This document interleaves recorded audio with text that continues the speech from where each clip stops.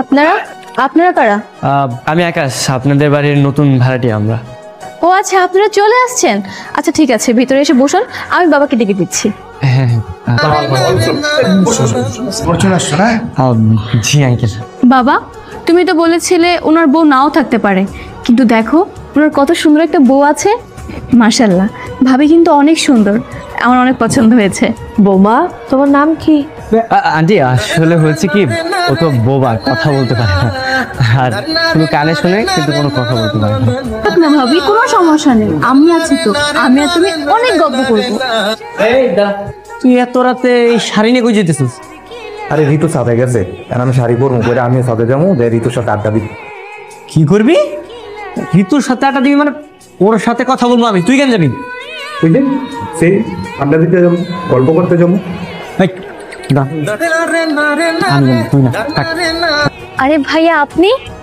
হ্যাঁ আসলে একটু ছাদে আসলাম এই তারা দেখার জন্য। আমার মনে হয় আপনিও তারা দেখতে পছন্দ করেন, তাই না? হ্যাঁ, আমি তো প্রায় প্রায় ছাদে তারা গুনতে আসি। কিন্তু ভাবিকে নিয়ে আসলেন না? ভাবি কোথায়? ভাবি ও তো আসলে ঘুমিয়ে গেছে, ওকে ছাদে আসতে বলছিলাম কিন্তু আসা নাই। আপনি ভাবিকে অনেক ভালোবাসেন তাই না? জানেন ভাবি কিন্তু অনেক লাকি। ওই তো ভাবি চলে আসছে। ভাবি আসেন আসেন, আপনার কথাই বলছিলাম। আর তুমি হঠাৎ ছাদে চলে আসলে, তুমি না ঘুমিয়েছিলা? তো কি হয়েছে, আসছে তো ভালোই হয়েছে। ভাবি চলুন। এই ঋতু আসতেছে, তাড়াতাড়ি শাড়ি বের কর। এত তাড়াতাড়ি এই জায়গায় কিভাবে সম্ভব? আরে বাবা কিছু একটা কর, দেখ চলে আসছে ফাস্ট। কি আপনি এখানে? অফিস কি ছোট হয়ে গেল নাকি? না ওই তো বাসায় যাচ্ছিলাম। তো ওনাকে চেনা চেনা মনে হচ্ছে। ও হচ্ছে আমার মানে বন্ধু, আমার ছোট ভাইয়ের মতো। হ্যাঁ তাই না?